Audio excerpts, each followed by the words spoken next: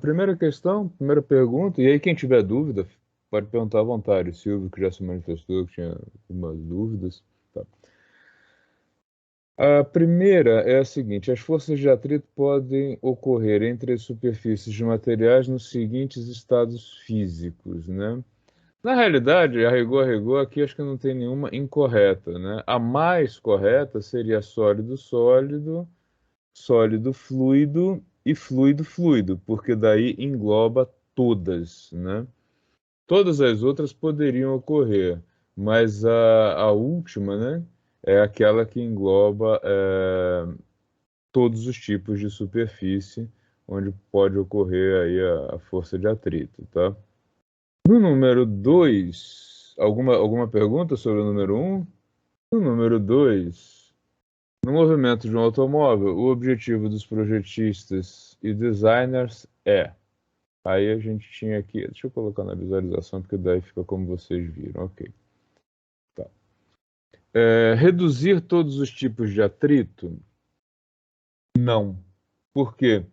Porque na realidade, se ele reduzir todos os tipos de atrito, o carro vai patinar. Ele precisa que o atrito entre o pneu e o asfalto seja bom, seja alto, né? Então, reduzir todos não, né? Reduzir o atrito do automóvel com o ar e aumentar dos pneus com solo, sim, seria a resposta correta, né? Aumentar o atrito com o ar, não, porque você tem uma perda de eficiência, né? Aumentar o atrito do automóvel com o ar, não, na segunda, tá? E a última, reduzir o atrito do automóvel com o ar, ok, mas reduzir o atrito dos pneus com o solo estaria errado, né? Então, a jogada aí, né, dos designers é aumentar o atrito com o solo e reduzir o atrito com o ar. Alguma dúvida entre esse? Alguma dúvida nessa segunda? Não, tá dominado, senhor. Legal. Número 3. O atrito entre fluidos é um assunto complexo e relevante para compreender. O movimento das correntes marítimas e o movimento das massas de ar, que ambos, essa questão ficou esquisita. Aí que eu queria chegar. Na realidade não tem uma pergunta, né? Você tem razão. É que, Aí, na verdade, professor, eu coloquei uma alternativa aí. Na verdade, eu coloquei essa primeira mesmo. O movimento das correntes marítimas, é, é. Sabe o impacto que sobre o ficou clima. Aí é, deu errado pra gente. Pelo menos deu pra mim deu. errado?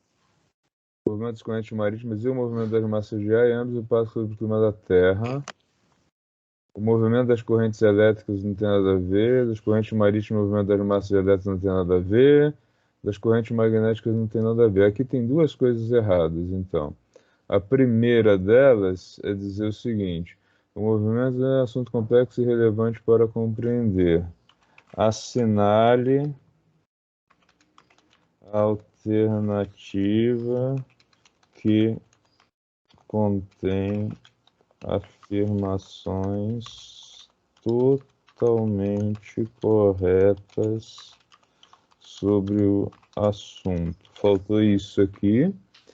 E Mas acho que no geral deu pra entender, professor, que... a correta, na verdade, não tem nenhuma correta assinalada. então foi por isso que nós erramos. É a primeira, né? O movimento das correntes marítimas, ambos, sim, não tinha nenhuma correta assinalada. E nessa primeira também eu não gostei muito, não. Aqui faltou no movimento de um automóvel. É totalmente correto afirmar que. Aqui também faltou esse.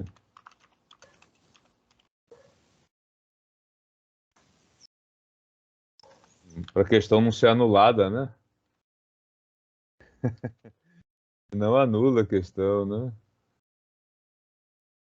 E aqui também faltou. As forças de atrito ocorrem entre as superfícies dos materiais. Assinale a alternativa que contém todos os tipos de atrito que podem ocorrer. Agora sim, está uma questão descende, legal. Aí vem a 4 e a 5. Vamos... Tá. Os automóveis esportivos, cujo objetivo é alcançar altas velocidades, mantendo as características... Opa! Hein? O que é isso? Não tenho a menor ideia. Tá. Ah, eu acho que é aquele modo para quem tem problema visual, que ele fica com a letra grandona. Os automóveis esportivos, cujo objetivo é alcançar alta velocidade, mantendo a estabilidade... Faltou outra vírgula aqui. Tem como características do desenho: pequena distância em relação ao piso, evitando assim que o ar passe por baixo do veículo e reduz o atrito dos pneus com o solo. Isso está correto. Tá? Grande distância em relação ao piso, não. Letra C, pequena distância em relação ao piso, aumentando a quantidade de ar, não, ao contrário.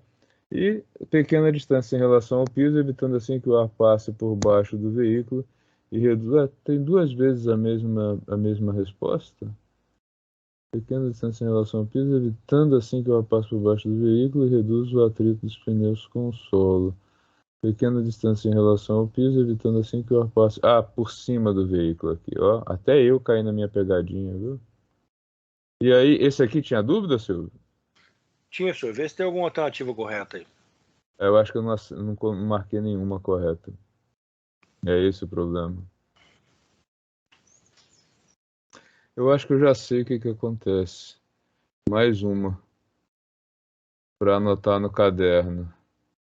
Quando eu transformo uma questão de alternativas para esse menu suspenso, ele não leva a resposta correta. Porque eu coloquei nesse menu suspenso e não aparecendo todas, né? E aí ele tira a resposta correta. Quer ver a última? Não, a última tem a resposta correta. Estranho. Bom.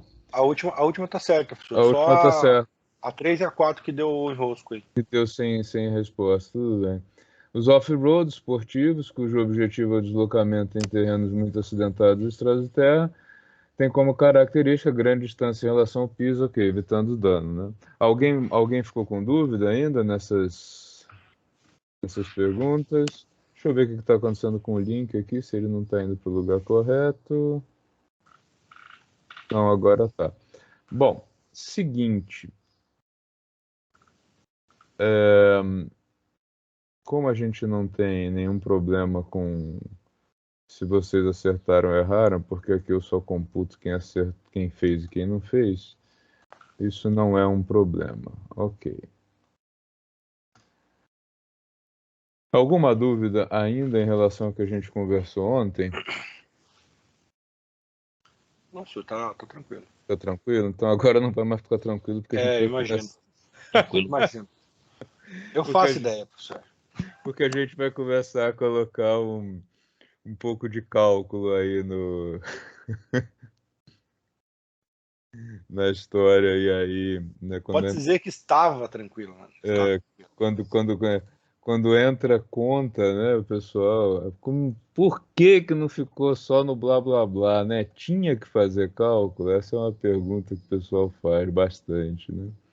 Mas o professor está aqui para deixar tudo tranquilo, tá? Ou pelo menos para tentar. Acho que eu tento, pelo menos. Bom, seguinte. O que nós vimos, né, ontem? A gente viu os tipos de atrito, né, que isso está dentro aí das leis de Newton, e a gente agora vai começar a estudar só o atrito entre sólidos, tá? Que ele tem uma característica um pouquinho diferente do que a gente imagina, na verdade, né? Pensando aí no conhecimento chamado conhecimento do senso comum, né? A primeira impressão que a gente tem é que o atrito tem a ver com o peso do objeto. Né? Quanto mais pesado, né? Todo mundo que já empurrou um guarda-roupa, né, sabe que não é muito fácil quando ele está cheio. Quando ele está vazio, fica menos difícil, mas é sempre, né, um terror empurrar um móvel pesado. A primeira coisa que a gente percebe, então, é que tem alguma relação com o peso. Essa relação com o peso, ela é menos direta do que a gente imagina, tá? A segunda é que a gente percebe que tem a ver com as superfícies, né? Se você tenta empurrar um objeto em cima de uma superfície emborrachada, é bem mais complicado, o atrito fica muito maior. Se a gente tem uma superfície mais polida, ou duas superfícies mais polidas, a gente observa que fica mais fácil de empurrar, né? Então, são duas coisas que a gente sabe, né, da nossa experiência cotidiana. Todo mundo que já tentou empurrar um objeto sabe disso. Mas aí vem dois detalhes. O primeiro é que não é exatamente o peso que determina a força de atrito, mas sim a força normal, ou seja, o quanto que o piso empurra o objeto para cima. E o segundo é que a gente, de fato, quanto mais polidas forem as superfícies, né, na medida que a gente aumenta o grau de polimento, a gente vai observando menos atrito. Mas isso tem um limite. Se eu passo de um certo limite no polimento, eu começo a aumentar o atrito. Essas duas coisas devem soar muito estranhas para vocês, né? Correto? Com certeza. Então eu vou tentar convencê-los dessas duas coisas antes de jogar os slides. Olha só.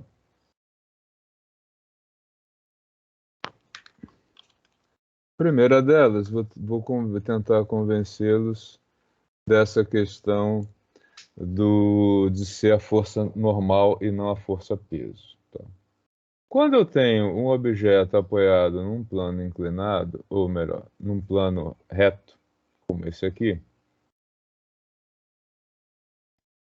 o objeto está aqui, né? A Terra puxa ele para baixo, força peso, e a Terra empurra ele para cima, força normal. Legal. E você vem aqui,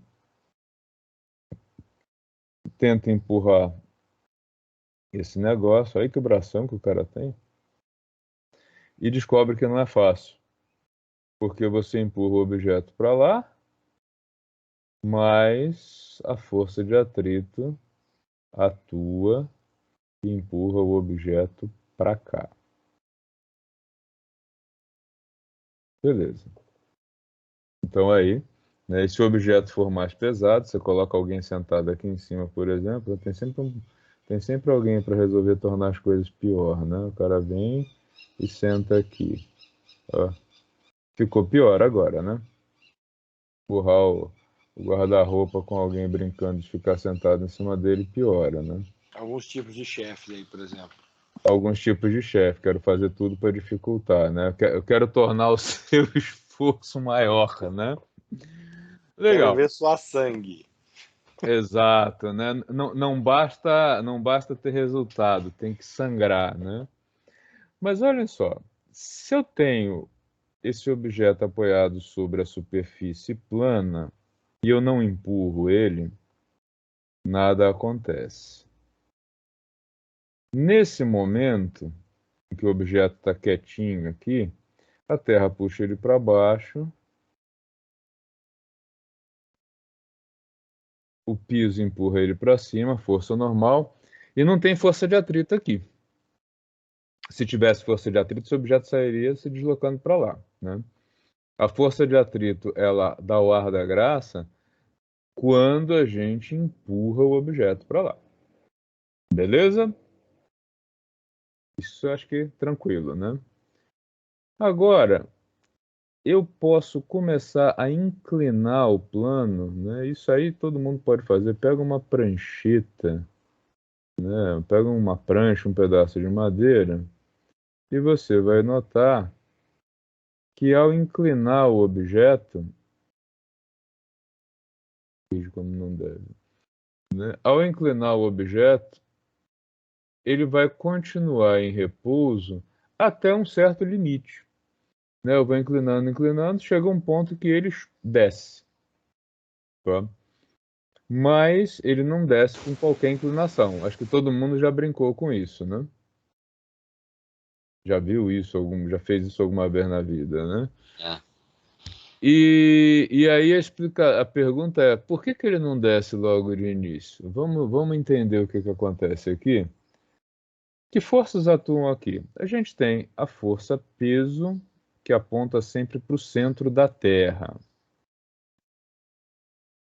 A força normal, como o próprio nome já diz, ela é normal à superfície. Ela tem, então, essa direção e sentido. E aí eu preciso entender por que que esse objeto não caiu. E por que que ele vai cair acima de um certo ponto. Vamos dividir a força-peso em duas componentes. Ó. Tem uma parte do peso. O peso aponta para baixo, a Terra puxa ele para baixo. A gente está usando o recurso de fazer essa divisão para entender, né? O fato do objeto estar em cima do plano inclinado faz com que a força-peso tenha dois efeitos. Um, de arrastar, né, puxar o objeto plano abaixo, e outro de empurrar o objeto, pressionar o objeto contra o plano. Quanto mais inclinado for o plano, maior vai ser Px e menor vai ser Py. Tá? Quem já teve a agradável experiência de fazer teste ergométrico sabe que o infeliz do médico vai levantando a esteira e chega num ponto que você começa quase que a cair aqui direto, né? O cara acha que a gente está fazendo teste para alpinista, né? Por quê? Na medida em que ele aumenta essa inclinação, ele aumenta a componente que puxa o objeto plano abaixo e reduz a componente que comprime o objeto contra o plano. E aí a gente observa o seguinte: tanto no subir uma rampa ou caminhar numa esteira, ou quando a gente tenta subir um plano inclinado de bicicleta ou de carro, a gente percebe uma perda de tração, não é? O pé começa a escorregar, a bicicleta patina, e se a superfície for muito inclinada, o carro roda, roda e não sobe. Se o carro tiver tração dianteira, então, que a maioria tem, você fica pé da vida, né? Você olha lá o Fucabala, quem é que tem um Fucabala nessa turma? Alguém deve ter, né? O Fucabala sobe e o carrão moderno não sobe uma ladeira. Se tiver molhado, então, terrível. Por que que isso acontece? Na medida em que o plano fica mais inclinado, como existe uma redução de PY, existe a natural redução da força normal. E a força normal é ela quem vai determinar a força de atrito. Tá? Então, a força de atrito, ela vai depender de dois fatores que a gente identifica aqui: a força normal e o material, né? O tipo de superfície que a gente tem, grau de polimento e o material dela. E a força de atrito está onde aqui? Enquanto o objeto estiver parado, se a força normal anula Py, a força de atrito ela vai anular quem? Ela vai anular o Px, ela vai estar por aqui, né? Então a gente vai ter o equilíbrio estático mantido enquanto nós tivermos força normal igual a PY e força de atrito igual a PX. Né? E na medida em que você aumenta essa inclinação aqui, você reduz PY, reduzindo força normal, aumenta Px e vai chegar a um ponto em que a força de atrito não vai mais conseguir equilibrar o jogo e aí o objeto vai descer. Né? Portanto, existe uma força de atrito máxima dadas as condições aí de objeto e tipo de superfície. Quem quiser brincar com uma superfície plano inclinado pode fazer isso e observar isso acontecendo. Né? Professor, sempre igual, né? Nunca pode ser maior também, porque se fosse maior, ela, no caso, estaria empurrando o O objeto para objeto para trás, cima, para exatamente. cima, né? Ela chega a um valor máximo e acima dele o peso ganha do atrito, e aí quanto mais você inclinar, maior vai ser a velocidade de aceleração de descida, porque acima do máximo, se eu inclino mais, eu vou tender a aumentar Px e a força de atrito não vai subir mais. Então o que vai acontecer é que o objeto vai ter uma aceleração maior. Ok. Então, pensando nessa estrutura, né, que eu espero tê-los convencido, como é que a gente pode fazer o cálculo disso aí? Tá, deixa eu salvar essa imagem. Aliás, estou devendo as imagens de ontem para vocês.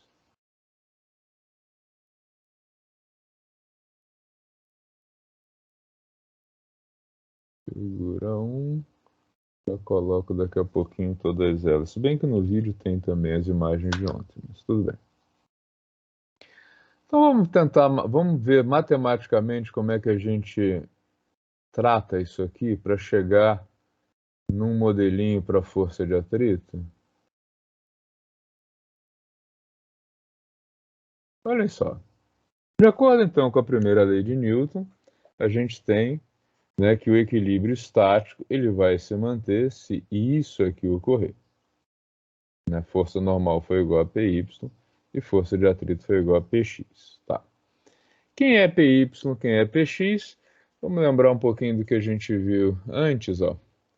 Eu tenho um triângulo retângulo aqui.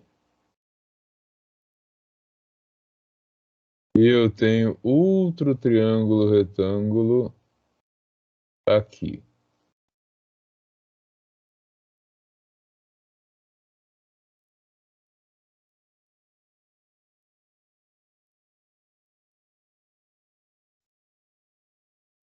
Legal. Esse triângulo, tem várias maneiras de ver isso, tá? Esse triângulo retângulo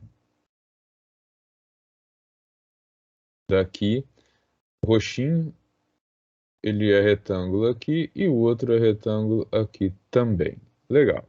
O que a gente observa agora? Esse ângulo daqui, vai ficar mais fácil de ver se eu colocar o outro triângulo retângulo. Peraí. Vou colocar o roxinho pegando aqui, ó. Tá? E eu tenho um triângulo retângulo aqui, né? Ó, pronto. O que a gente vai observar desses dois triângulos? Esse ângulo daqui é comum aos dois.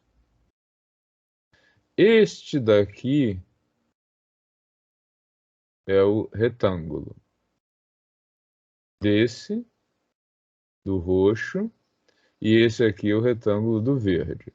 Esse é comum. Então, o que está faltando aqui do verdinho, que é este aqui, ele tem que ser igual ao θ, tá? Porque ó, esse é comum aos dois, 90 para o verde, 90 para o roxo, e esse aqui do verde, então tem que ser igual ao θ. Ou seja, o ângulo entre PY e P é o ângulo do plano inclinado, tá?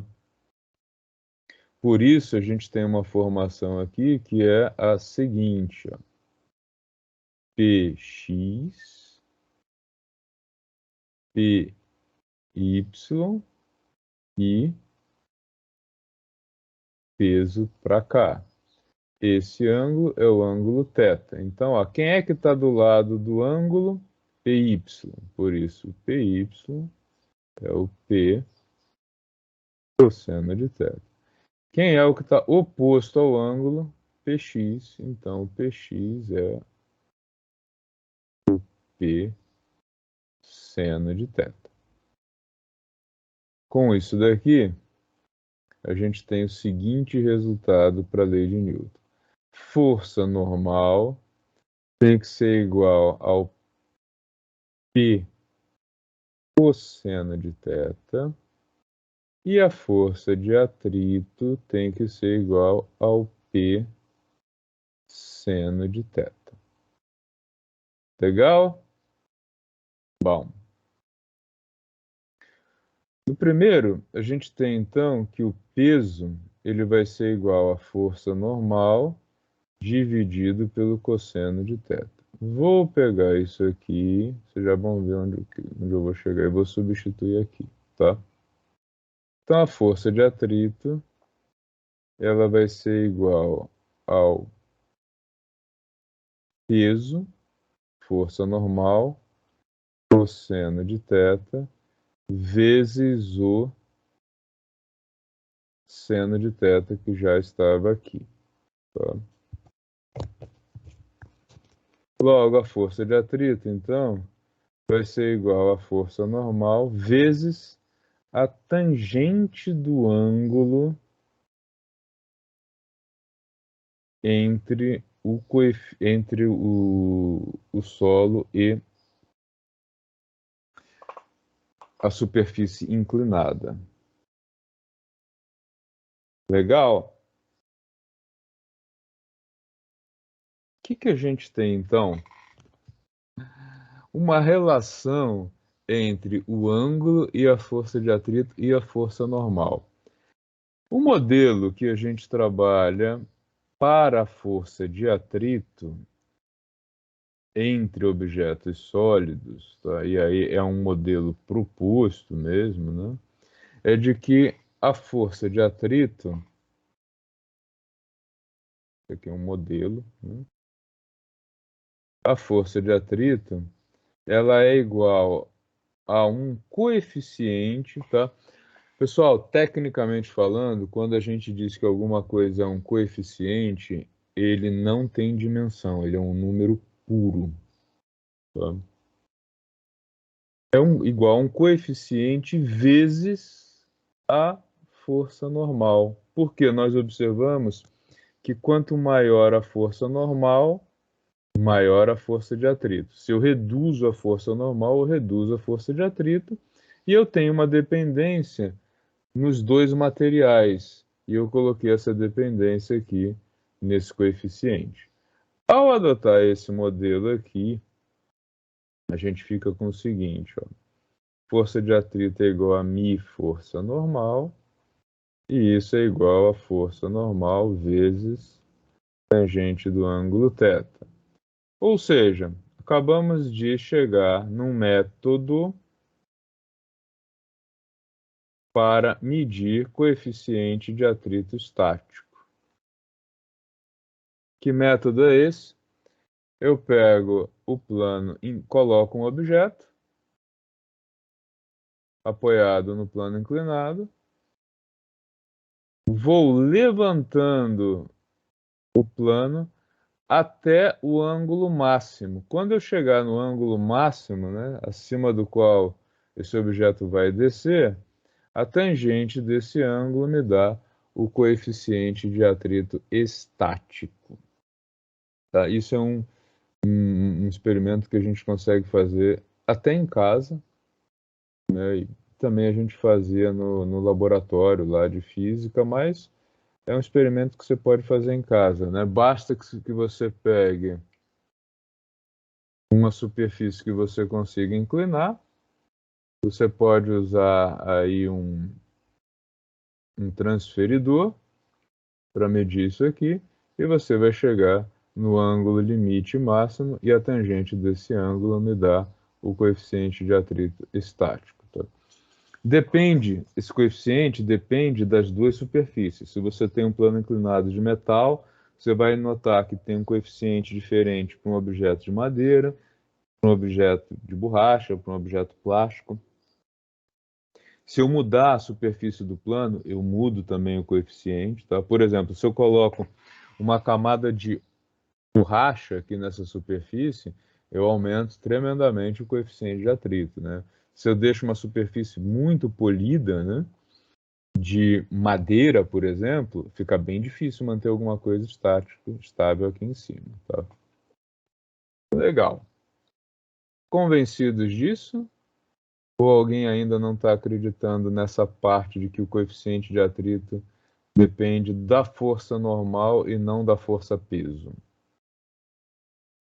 Porque notem, a força-peso, quando eu inclino o plano, ela não mudou, ela só passou a ter duas componentes. Tá? Então, se dependesse do peso, eu não teria nenhuma alteração com relação ao atrito ao inclinar o plano. Mas o atrito depende da reação normal, da força normal do plano sobre o objeto. Tá? A outra provocação que eu fiz é de que se eu aumento o grau de polimento, eu vou ter um certo limite, né? Eu vou aumentando o grau de polimento e eu vou tendo uma redução desse coeficiente de atrito, mas se eu passar de um certo limite, eu vou ter um aumento da força de atrito. A primeira parte, tudo bem? Espero que sim. E da segunda, provavelmente ainda muitas dúvidas, né? A segunda parte aí que eu tô curioso para saber mesmo. É o seguinte, quando você... Deixa eu apagar aqui. Quando você tenta empurrar um objeto sobre o outro, você vai ter... nós temos imperfeições, né, nas duas superfícies, e a gente vai ter, então, que essas rugosidades, né, elas são responsáveis pela dificuldade, né, em fazer um objeto deslizar sobre o outro, né? A gente tem aí, então, uma isso aqui é o que eu normalmente faço em sala de aula, tá? Que vocês podem brincar de fazer aqui. Você pega uma mesa e empurra, né? E aí você vai ver aqui a força de atrito, ela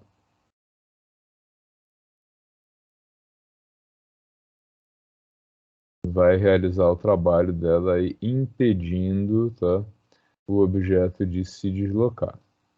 Por que que isso ocorre? Porque se a gente olhar essas duas superfícies num microscópio, a gente vai ver que existem entrâncias em uma e outra, né? E aí isso daqui dificulta o movimento. Inclusive, quando a gente coloca o objeto em movimento, né, quando você vai empurrar um objeto assim, né, como um guarda-roupa aí, né? O que acontece aqui é que após um momento em que você vence a força de atrito, coloca o objeto em movimento, vai ficar um pouco mais fácil de empurrar. O coeficiente de atrito, a gente trata isso matematicamente dizendo que o coeficiente de atrito cai, tá? Porque você, na verdade, começou a quebrar essas reentrâncias. Certo? Isso é fácil de visualizar, é fácil de entender.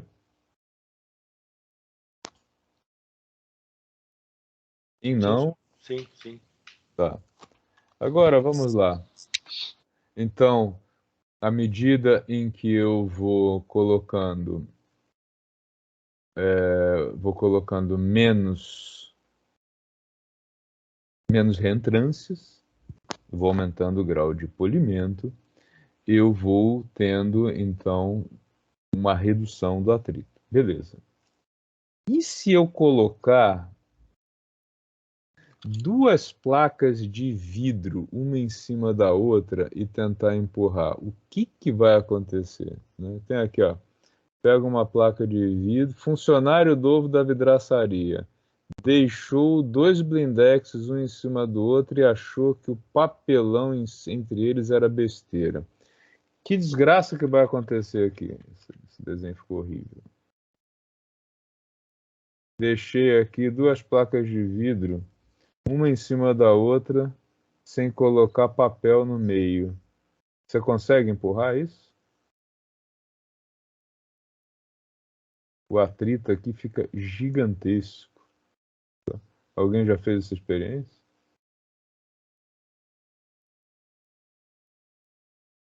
Por causa da área de contato, professor? Na realidade, o que acontece é o seguinte: quando a gente aumenta muito o grau de polimento entre duas superfícies, a gente tem um favorecimento à criação de conexões moleculares entre as duas partes. E isso que é a base de uma coisa chamada solda por fricção. Qual é a ideia da solda por fricção? Eu vou atritar os dois materiais ao ponto de ter um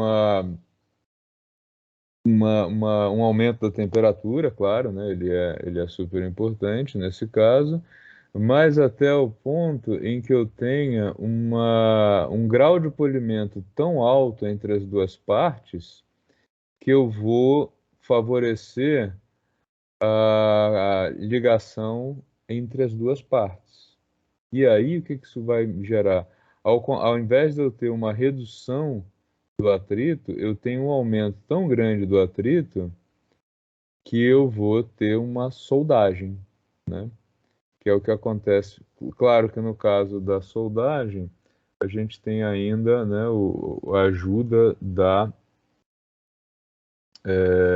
pressão que é feita. Vou aumentar isso aqui, porque eu não entendo porque que às vezes ele não me deixa aumentar a figura. Aí eu vou, tiro a figura, rolo de novo e ele permite que eu aumente. Olha lá. É maluco esse negócio. Ainda não descobri qual é o comando, tá? Então, no caso, a gente tem um aumento da fricção, quebra todas essas reentrâncias, e isso faz com que a gente tenha uma conexão, uma ligação entre as moléculas do material, com uma enorme vantagem, nesse caso, né, quando é possível, em relação à soldagem convencional, que é não colocar um material extra aí entre as duas partes, e sim ter apenas o mesmo material de um lado e do outro, né, sem ter o cordão de solda, tá? Porque eu vou chegar ao ponto em que eu vou favorecer aí a conexão molecular entre as partes. Deixa eu colocar aqui uma foto de uma máquina de soldagem por fricção. A gente não tem essas máquinas na FATEC, tá? Mas ela faz o processo aí de friccionar, né, as duas partes para reduzir o atrito entre elas e chegar ao ponto de favorecer a conexão entre as partes. Vou precisar de um trem desse aí pro meu TG, professor. Então, aí a gente vai precisar conversar com onde tem isso nas indústrias para ver. São José tem. São José tem? Tem, já estou me informando já. Tá, depois se você precisar de ajuda, como na Inova a gente faz bastante contato com a empresa, posso te ajudar, tá? Beleza, show. Então, o que acontece? Quando o grau de polimento é muito grande entre as partes, esse favorecimento à ligação molecular, ele é a base dessa solda por fricção. E o jeito mais fácil da gente observar isso é no vidro, né? O vidro tem um altíssimo grau de polimento. E aí, se eu coloco duas placas de vidro, uma grudada na outra, sem nada no meio, fica quase que impossível empurrar e deslizar uma sobre a outra. Como é que você faz para deslizar isso? O pessoal bota água, bota óleo, um papelão entre as duas partes. Você tem que colocar alguma coisa entre as duas chapas de vidro, senão não desliza uma sobre a outra. E você tem o risco de quebrar o vidro, de arranhar, né, de danificar, por conta desse altíssimo grau de polimento, né, que favorece a ligação molecular entre as partes, que é a base da solda, né? Só que no caso da solda eu quero ser mais rápido, né? Então eu vou favorecer o grau de eu vou favorecer a formação de ligações moleculares entre as duas partes, tá? E é uma solda bastante resistente por conta disso, porque é uma fusão, né? Quase que uma fusão dos dois materiais, tá? Dúvidas nisso ainda? Não, dúvida não, professor. Só uma curiosidade aqui. Isso aí não tem nada a ver com a base da fusão a frio, não, né? Não, Não, né? não. Fusão a frio é outra história. Fusão a frio é o seguinte: você tem hoje, deixa eu salvar isso aqui. Fusão a frio para geração de energia, né? A fusão a frio ela é o seguinte: figura 3. Quando a gente tem. Vocês não fizeram eletricidade comigo, não. Claro que não. Essa turma não tem eletricidade comigo. Quando a gente tem a estrutura de um átomo, tá? Um átomo ele é composto por um núcleo e os elétrons circulando em torno. Isso você já deve ter visto aí em eletricidade, no ensino médio, espero que no ensino médio ainda ensinem isso, né? Alguém nunca viu isso? Você já viu, já, professor? Isso você já viu, legal. O núcleo, por sua vez, ele é formado pelos prótons e pelos nêutrons. Coloquei aqui um 4,4. E aí, lá na eletricidade, o professor de eletricidade, não elétrica, eletricidade, falou para vocês o seguinte, ó, quando eu tenho cargas e sinais opostos, os opostos se atraem. Quando eu tenho cargas de mesmo sinal, seja positivo com positivo ou negativo com negativo, o que a natureza faz? Repele, né? E aí o professor não consegue explicar o seguinte, pô, por que que o núcleo fica estável então se eu só tenho carga positiva aqui? Esse próton não tenta se afastar desse próton, como é que eles ficam todos juntos? Cri, cri, cri.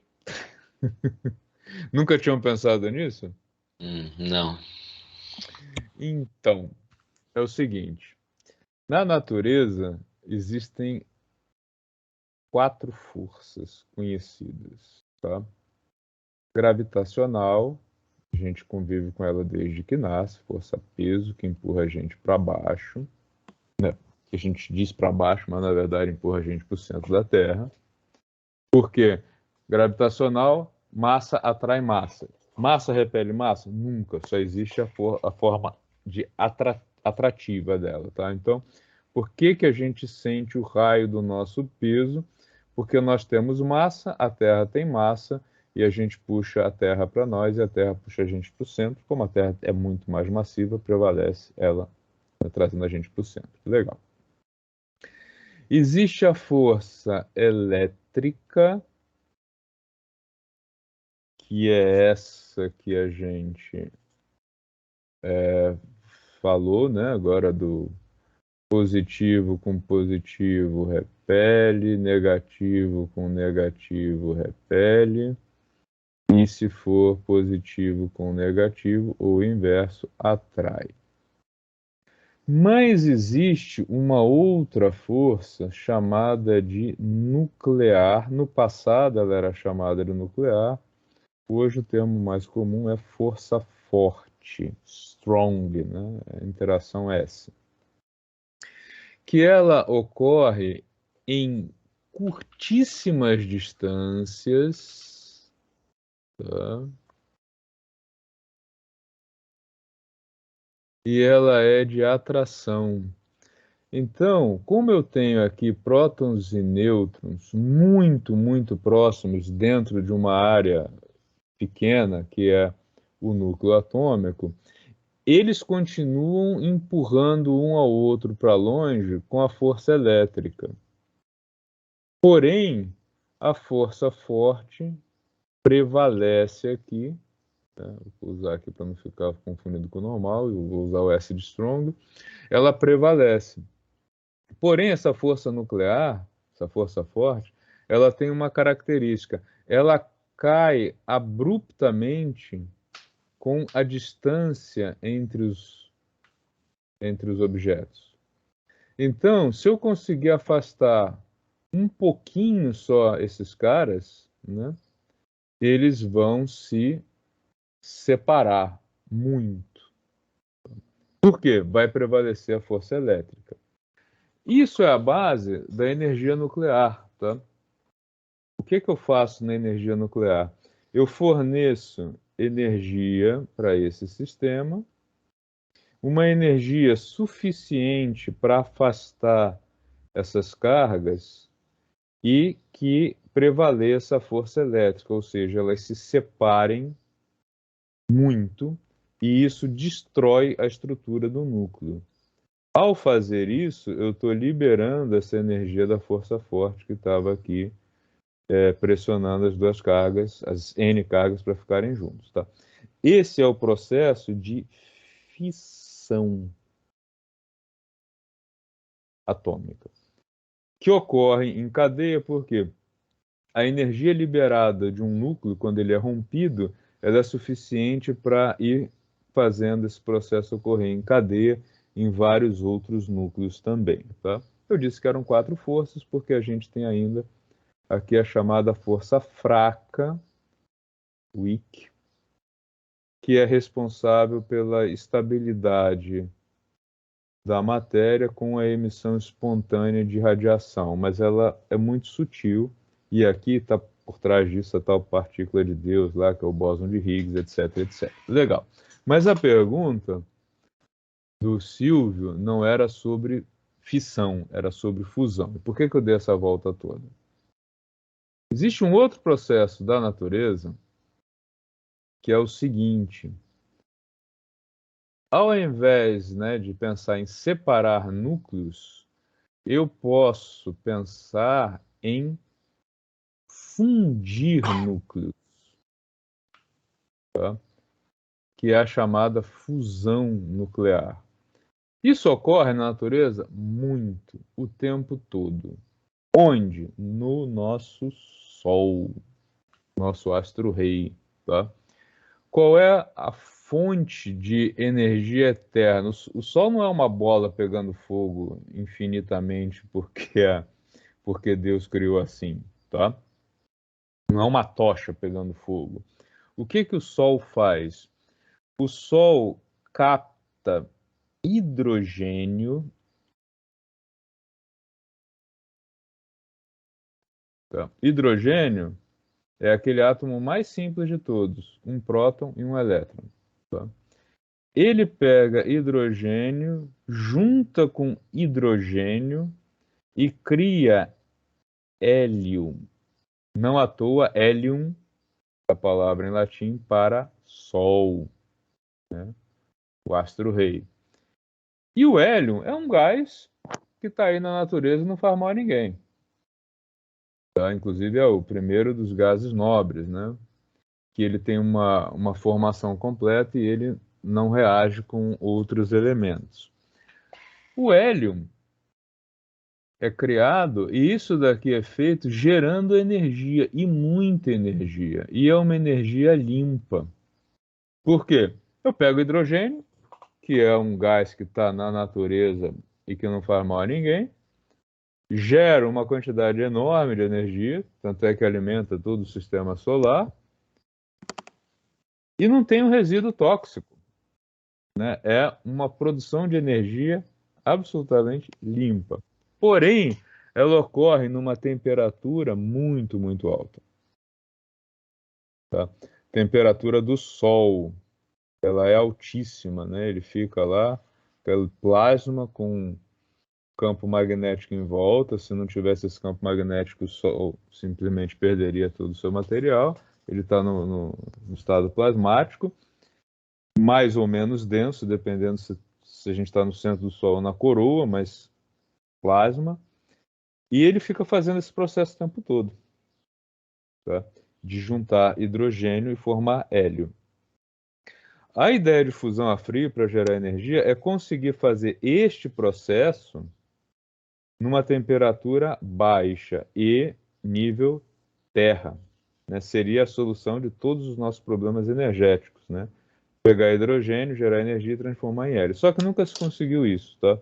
Na realidade, até hoje, nunca se conseguiu fazer isso com um ganho econômico, porque até hoje todas as experiências onde foi obtida a fusão, o gasto energético para criar a fusão foi maior do que o ganho energético da fusão.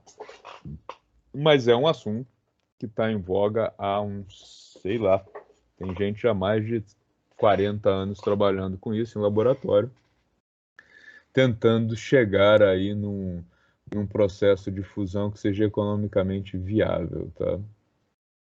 Saiu um pouco do assunto, mas eu acho que valeu a pena, né? Espero que tenha valido a pena. Ah, show, senhor. Valeu. Beleza? Eu sou curioso pra essas coisas aí. Não, Desculpa mas aí eu acho. atrapalhar a aula aí. Não, não atrapalhou em nada, não. Eu acho ótimo, acho que foi bem legal. Inclusive, essa questão aqui, que os professores do ensino médio, por exemplo, nunca questionam, né? Pô, eu acho impressionante como é que o cara fala isso aqui e o mesmo professor diz que o átomo é formado por um núcleo cheio de carga positiva e aí é estável. Como? Mas carga positiva não repele uma outra? Tá faltando alguma coisa nessa história, que é a chamada força forte, né? Uhum. Tá? E o Sol, ele tem esse processo que é um processo absolutamente limpo. Inclusive, o que a gente faz quando a gente usa a energia solar? A gente pega essa energia emitida pelo Sol, que vem desse processo de fusão, e usa essa energia para arrancar elétrons de determinados materiais, né? É o que você faz na placa fotovoltaica, né? O que é a fotocélula, né? A placa fotovoltaica. Ela é feita, é um material que absorve a energia vinda do Sol e essa energia é usada para dar energia cinética para os elétrons e eles saem, né? Eles se libertam do átomo e começam a circular e daí você tem uma geração de carga de corrente elétrica a partir da energia que chega do Sol. Então, é uma energia enorme, né? O Sol está muito longe da gente e ainda consegue mandar energia nesse volume todo, tá? Vou salvar isso aqui. Depois, se algum de vocês quiserem, dá uma fuçada lá no canal do YouTube, tem um vídeo que eu chamo de Natureza da Carga Elétrica, onde eu trato dessa evolução aí do modelo atômico e das forças da natureza, tá? Um assunto bem interessante. Legal. Voltando então para o nosso modelinho aqui de força de atrito, como é que a gente vai tratar a força de atrito? Força de atrito, a gente vai considerar que ela é igual a um coeficiente de atrito vezes a força normal. Tá? Isso aqui é verdade? Não, isso aqui é mentira.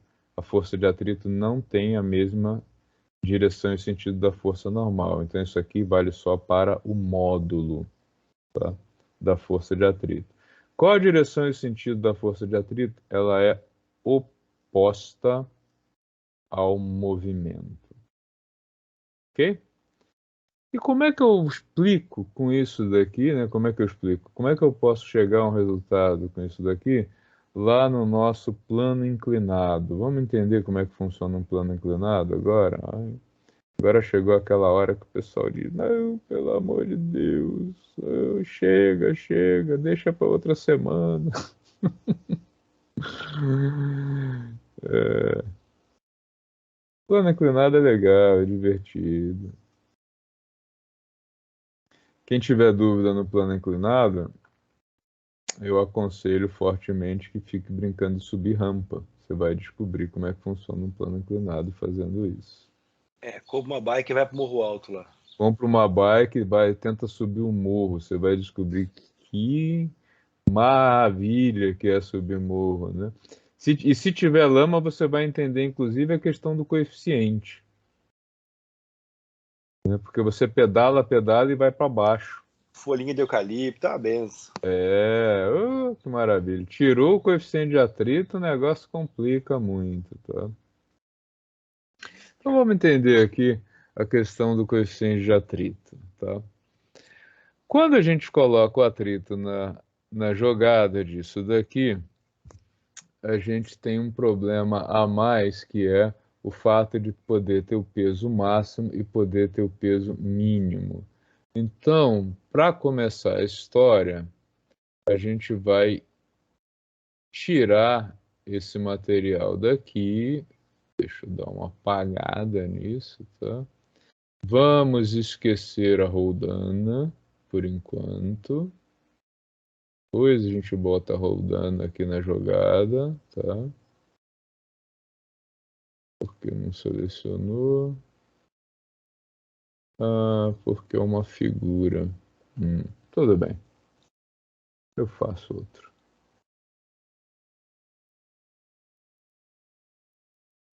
Agora que ele tinha que corrigir, ele não corrige. Filha da mãe. Olha lá. Ignorou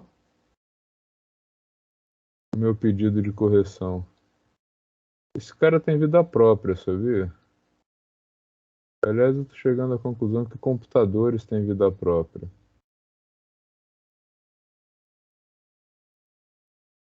Daqui a pouco eles estão mandando, professor. Aqui nesse caso ele já está mandando, né? Porque eu estou falando para ele fazer a correção e desenhar o triângulo e ele está se lixando para minha pessoa. Que coisa, cara. Cara antipático, pô. Bom, seja um plano inclinado, vai. Nossa, não é possível.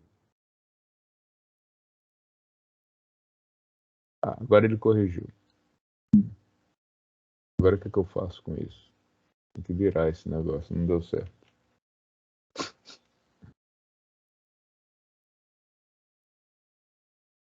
Na hora que eu conseguir desenhar direitinho, ele vai corrigir, quer ver? Não. Bom, seguinte. A gente colocou o objeto na máxima inclinação possível, tá? E ele não caiu. Vamos entender como é que isso ocorre. A gente tem aqui uma inclinação θ, né? O plano inclinado está apoiado no solo, esqueça essas imperfeições. E a gente precisa entender como é que isso está ocorrendo. Que forças a gente tem atuando aqui? A Terra, para desespero das mulheres e dos cirurgiões plásticos, puxa sempre tudo para baixo. Dos homens também. Peso.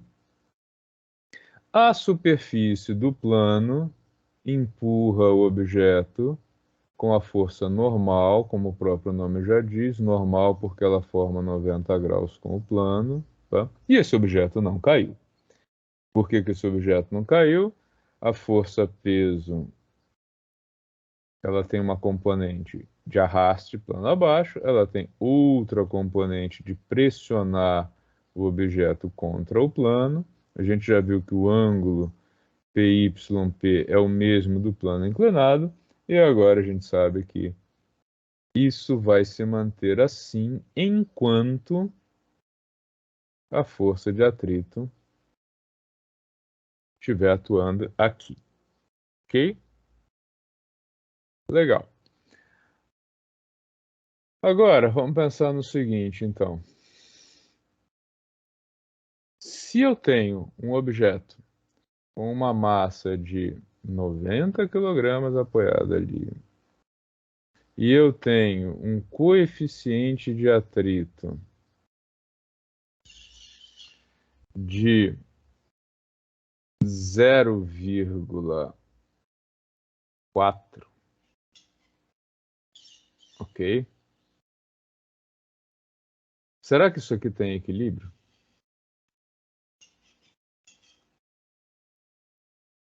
Vamos pensar se isso está em equilíbrio ou não? Para que isso aqui esteja em equilíbrio estático, nós temos duas condições. Força normal, C igual a PY, e força de atrito, C igual ao PX. Tá? Nós temos, então, aqui a seguinte situação. Peso 90, coeficiente de atrito 0,4. O que eu sei, então? Eu tenho uma conexão entre essas duas equações, que é a seguinte. A força normal é igual ao P cosseno de θ, ele aqui, e a força de atrito é igual a μ vezes a força normal, que é igual ao Px, P seno de θ. Tá? Isso aqui é a condição para que ele se mantenha em equilíbrio estático, né? E aí nós vimos que isso significa que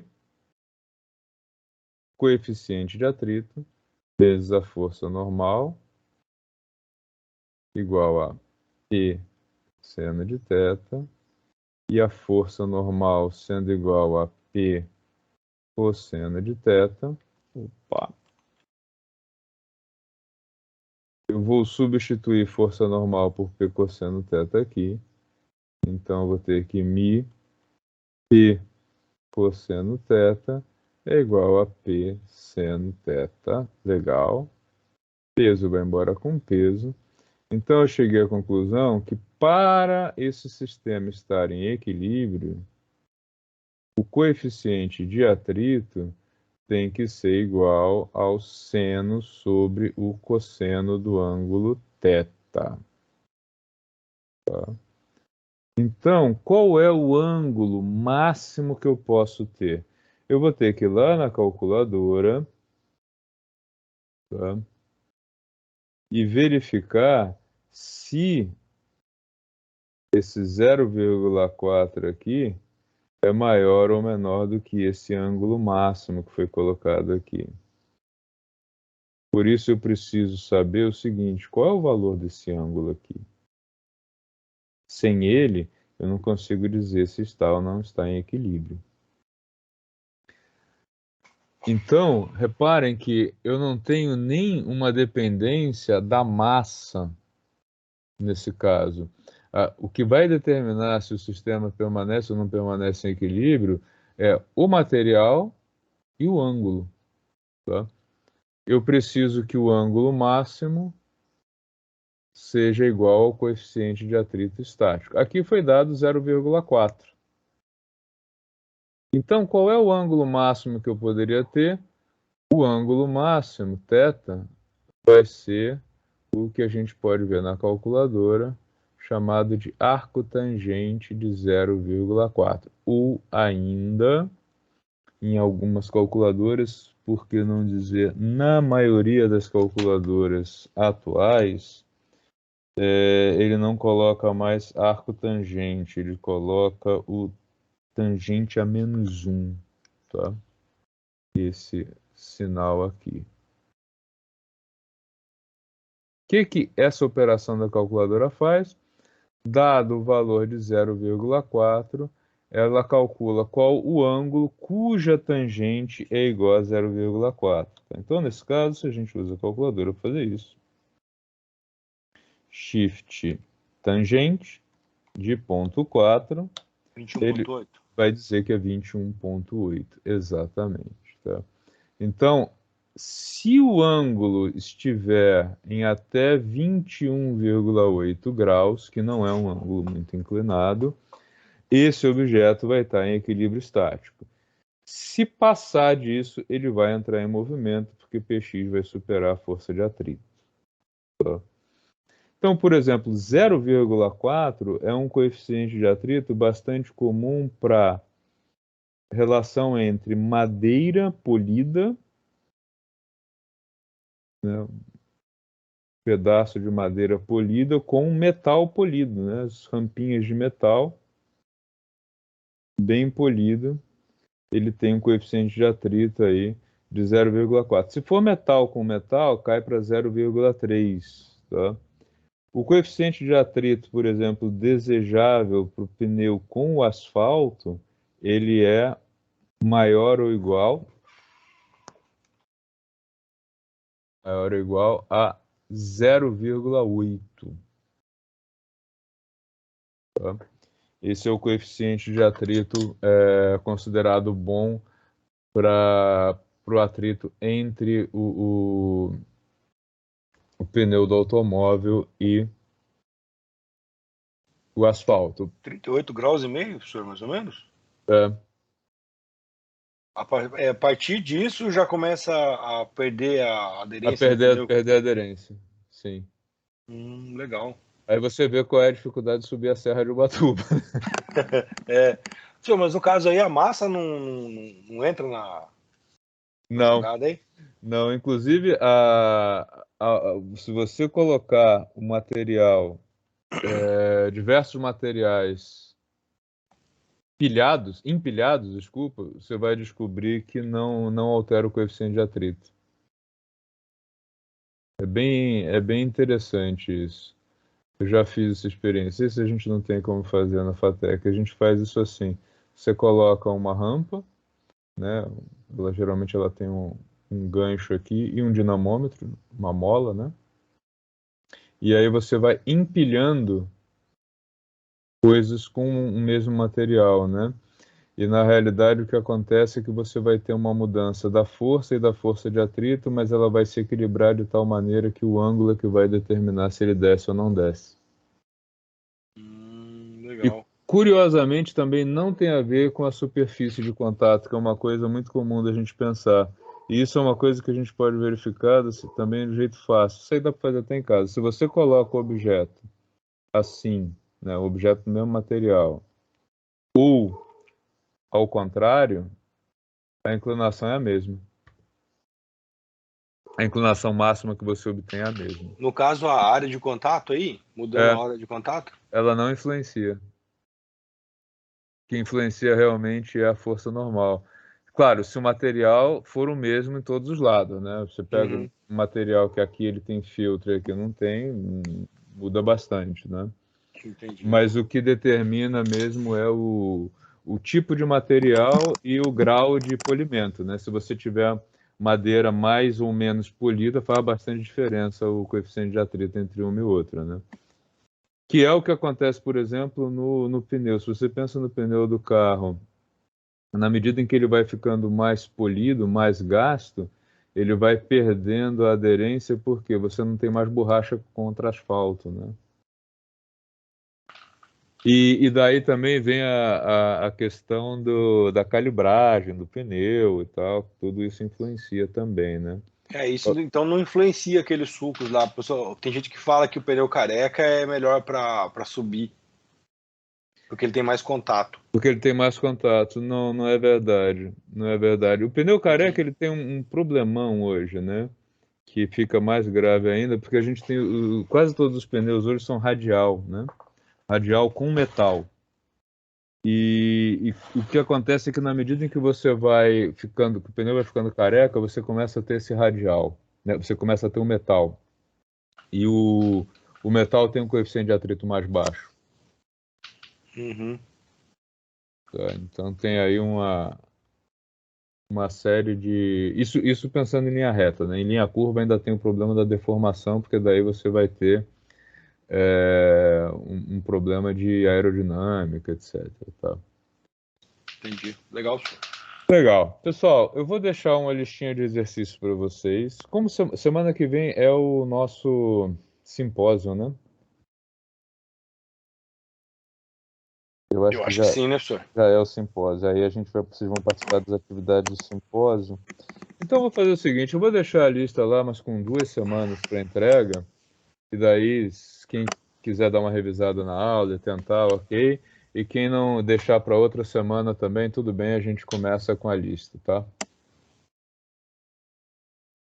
Beleza, então, pessoal? Show de bola, senhor.